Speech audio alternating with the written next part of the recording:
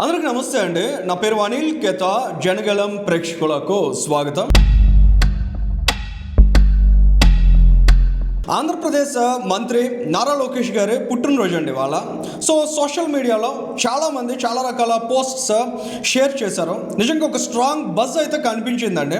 ఎందుకంటే పాలిటిక్స్కి, ముఖ్యంగా కూటమి పార్టీలకి సంబంధం లేని వారు కూడా నారా లోకేష్ గారికి బర్త్డే విషెస్ చెప్పడం అనేది చాలా స్పష్టంగా గమనించగలిగామండి. అయితే ఇవాళ నారా లోకేష్ గారి గురించి మాట్లాడాలనుకుంటున్నాం.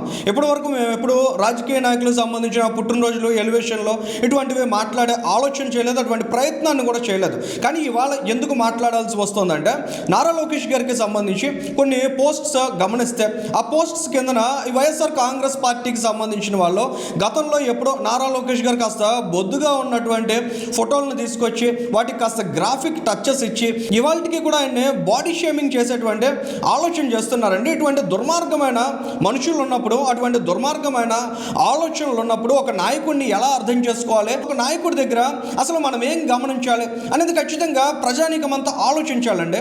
సో ఆ కంటెక్స్ట్లో నారా లోకేష్ గారికి సంబంధించిన అతి ముఖ్యమైన అంశాలు, ఒక లీడర్గా నారా లోకేష్ గారిని చూసి ఇన్స్పైర్ అవ్వాల్సినటువంటి అంశాలు, ఒక లీడర్గా ఆంధ్రప్రదేశ్ రాష్ట్ర ప్రజానీకానికి నారా లోకేష్ గారు ఏ స్థాయిలో కాన్ఫిడెన్స్ క్రియేట్ చేస్తున్నారనేటువంటి అంశాలు మీ ముందుంచే ప్రయత్నం చేస్తున్నామండి. నిన్న కాక మొన్న దావోస్ పర్యటన ఒక్కసారి మీరు అబ్జర్వ్ చేయండి.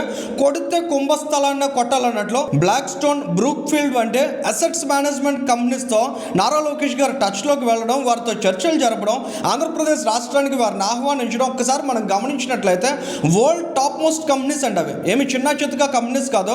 ఒక్కసారి వాళ్ళ చూపు ఆంధ్రప్రదేశ్ రాష్ట్రం వైపు పడితే, వారి అడుగు ఆంధ్రప్రదేశ్ రాష్ట్రంలో వాళ్ళ ఫుట్ ప్రింట్ కనిపించినట్లయితే ఈ రాష్ట్రం మీద ఇన్వెస్టర్స్కి ఉండేటువంటి కాన్ఫిడెన్స్ అనేది పూర్తిగా చేంజ్ అవుతుందండి. నిజంగా ఆంధ్రప్రదేశ్ రాష్ట్రంలో ఇన్వెస్ట్మెంట్స్ మోస్ట్ సెక్యూర్ అనేటువంటి వాతావరణం క్రియేట్ అవుతుంది. సో అది ఏ స్థాయిలో ఆంధ్రప్రదేశ్ రాష్ట్ర ప్రజానీకానికి, ఇక్కడ ఉండేటువంటి యువతరానికి మేలు చేస్తుంది అనేది కనీసం ఆలోచించాలి కదా. అటువంటి ప్రయత్నాలు చేస్తున్నటువంటి నాయకుడిని ఇంత చీప్గా, నీచంగా ట్రోల్ చేసేటువంటి ప్రయత్నాలు చేస్తారా అని ఖచ్చితంగా ఆలోచన జరగాల్సినటువంటి అవసరం ఉందండి. ఎందుకంటే లోకేష్ గారు ఇవ్వాలని కాదు, 2019కి ముందు మంత్రిగా ఉన్నటువంటి రోజుల్లో కూడా, అంటే జర్నలిస్టులుగా మేము ఫీల్డ్లోకి వెళ్తూ ఉంటాం. ఏ నాయకుల్లో ఎంత కమిట్మెంట్ ఉంటుంది, ఎంత కష్టపడేటువంటి నేచర్ ఉంటుంది, వారు నిజంగా ప్రజల కోసం ఎంత అంకిత భావంతో పనిచేస్తారో, ఇలాంటి అంశాలన్నీ కూడా చాలా సునిశ్చితంగా గమనిస్తూ ఉంటామండి. ఆ రోజుల్లో తిత్లీ సైక్లోన్ వచ్చినప్పుడు మందస మండలంలో నారా లోకేష్ గారు బాధ్యతలు తీసుకున్నారండి. అక్కడ ఒక్కసారి నారా లోకేష్ గారి దగ్గరికి వెళ్ళినప్పుడు అప్పటికి చాలా బలంగా ఆయన్ని పప్పు అని ట్రోల్ చేస్తూ ఉండేవారు. ఎవరు? ఈ YCP social media Paytm batch అంతా కూడా గంపగొత్తగా నన్ను కబుర్లు చెప్తున్నటువంటి విజయసాయిరెడ్డి నేతృత్వంలో వాళ్ళందరూ చాలా దారుణంగా లోకేష్ గారిని టార్గెట్ చేసి ట్రోల్ చేసేవారండి. కానీ ఫస్ట్ టైం నారా లోకేష్ గారి యొక్క వర్క్ స్టైల్ చూస్తే, ఓ నలుగురితో ప్రత్యక్షంగా ఆయన అక్కడ మాట్లాడుతూ, మరో నలుగురితోటి ఫోన్స్లో డీల్ చేస్తూ, మరోవైపు ఆ సమస్యలన్నింటినీ కూడా పేపర్ మీదకి తీసుకువస్తూ వాటిని ఎలా రిజాల్వ్ చేయాలనేటువంటి ఆలోచనలు చేస్తూ, ఒకే చోట ఒకే మనిషి ఒకే నిమిషంలో అనేక ఆలోచనలు, అనేక పనుల మీద దృష్టి సారించినటువంటి విధానం చూసిన తర్వాత ఇటువంటి నాయకుడిన పప్పు అని ట్రోల్ చేస్తున్నారనే ఆలోచన ఆ రోజుల్లో కలిగిందండి. కానీ YSR Congress party mind set కుక్కతోక వంకరలాగా ఈ రోజుకి మారలేదు. అదే దృక్పథంతో, అదే ఆలోచనతో లోకేష్ గారిని ట్రోల్ చేయాలనేటువంటి ఒక దుర్మార్గమైన స్వభావాన్ని వాళ్ళు కొనసాగిస్తున్నారండి. నిజంగా లోకేష్ గారు ఏ స్థాయిలో ట్రాన్స్ఫార్మ్ చేశారు, ఏ స్థాయిలో ఇన్నోవేషన్ తీసుకొచ్చారంటే, నిజంగా ఒకసారి మనం గమనించినట్లయితే చాలా పాపులర్ డైలాగ్ ఒకటి ఉంటుందండి, నేను ట్రెండ్ ఫాలో అవును, ట్రెండ్ సెట్ చేస్తానని. అన్ని బాగున్న వాళ్ళకి, అన్ని నడుస్తున్న వాళ్ళకి అటువంటి డైలాగ్స్ చెప్పడం బాగుంటుందండి. కానీ నారా లోకేష్ గారి లాగా విపరీతమైన బాడీ షేమింగ్కి గురవుతున్నటువంటి సందర్భంలో ఒక నాయకుడు ఆ నెగిటివిటీని తట్టుకుని దాన్ని అధిగమించి అక్కడి నుంచి బయటికి రావడం, తనను తాను ఒక డైనమిక్ లీడర్గా మలుచుకోవడం అంటే అదేమంత సామాన్యమైన విషయం కాదండి. నిజంగా మన ఎంటైర్ భారతదేశంలో ఒక్కసారి గమనించిన ఏ రాజకీయ పార్టీ అయినా తమ కార్యకర్తల కోసం ఇన్సూరెన్స్ చేసే విధానాన్ని మనం గతంలో గమనించామా? ఒక రాజకీయ పార్టీ తమ పార్టీ కార్యకర్తలు, నాయకులు, వాళ్ళ పిల్లల కోసం, వాళ్ళ భవిష్యత్తు కోసం ఆలోచించినటువంటి సందర్భాలు ఎప్పుడైనా చూసామా? కానీ నారా లోకేష్ గారు తెలుగుదేశం పార్టీకి సంబంధించిన ముఖ్య బాధ్యతలు తీసుకున్న తర్వాత అటువంటి సంస్కరణలు తీసుకురాగలిగారు. ఇవాళకి కూడా మనం చూసినట్లయితే వైఎస్ఆర్ కాంగ్రెస్ పార్టీ కోసం కోసం పనిచేసే ఏ కార్యకర్త చనిపోయినా చిల్లి గవ్వ రాదండి. కానీ తెలుగుదేశం పార్టీ కోసం పనిచేసే ఏ కార్యకర్త కాలం చేసినా కూడా వారి కుటుంబానికి ఒక భరోసా ఉంది. అది నారా లోకేష్ చూపించినటువంటి దార్శనికత. అటువంటి నాయకుడిని ఇవాళ వైఎస్ఆర్ కాంగ్రెస్ పార్టీ వాళ్ళు ట్రోల్ చేస్తున్నారంటే వాళ్ళ సోషల్ మీడియా ఇవాళకి కూడా మైండ్ సెట్ మార్చుకోవట్లేదంటే ఖచ్చితంగా ఆలోచించాలి.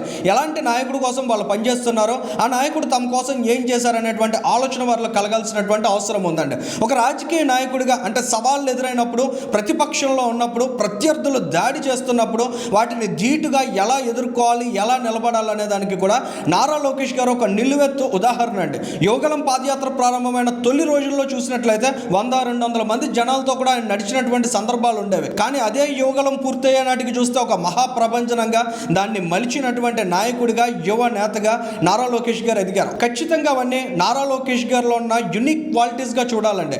లోకేష్ గారు రెడ్ బుక్ అన్నారు. రెడ్ బుక్ అన్న తర్వాత ఇక్కడ జగన్మోహన్ రెడ్డి గారు కూడా డిజిటల్ బుక్ అన్నాడు, ఆయన బ్లూ బుక్ అన్నారు. ఆ పక్క రాష్ట్రంలో కేటీఆర్ చూసినట్లయితే పింక్ బుక్ అన్నారు. అంటే లోకేష్ గారు తీసుకున్నటువంటి ఒక ఎలక్షన్ స్ట్రాటజీని తర్వాత కాలంలో అటు కేటీఆర్ కావచ్చు, ఇటు జగన్మోహన్ రెడ్డి కావచ్చు ఫాలో అవుతున్నారంటే ఏ లెవెల్ ఆఫ్ లీడర్షిప్ క్వాలిటీస్ అనేవి లోకేష్ గారిలో ఉన్నాయనేది చాలా స్పష్టంగా ఇక్కడ కనిపిస్తోందండి. నిజంగా నారా లోకేష్ గారు ఇవాళ ఆంధ్రప్రదేశ్ రాష్ట్రంలో 20 లక్షల ఉద్యోగాలు కల్పిస్తామన్నారు. డేటా సిటీగా విశాఖపట్నాన్ని తీర్చిదిద్దుతామంటున్నారు. మరోవైపు గూగుల్ వంటి డేటా సెంటర్స్ని కూడా తీసుకొచ్చారు. ఇవన్నీ యాదృచ్ఛికంగా జరిగినవి ఏమాత్రం కాదండి. ఎలక్షన్కి ముందు నారా లోకేష్ గారు అనేక ఇంటర్వ్యూస్ ఇచ్చారు. మీకు బాగా పాపులర్ అయిన రాటాక్స్కి సంబంధించినటువంటి ఇంటర్వ్యూలో మీరు గమనించిన ఫస్ట్ 1 మినిట్లోనే చాలా స్పష్టంగా చెప్పారు డేటా సెంటర్స్ తోటి ఎటువంటి పాసిబిలిటీస్ ఉన్నాయో ఆంధ్రప్రదేశ్ స్టేట్కి, ఇక్కడ డేటా సెంటర్స్ తీసుకురావడం ద్వారా మనం ఎలాంటి గ్రోత్ని సాధించవచ్చని.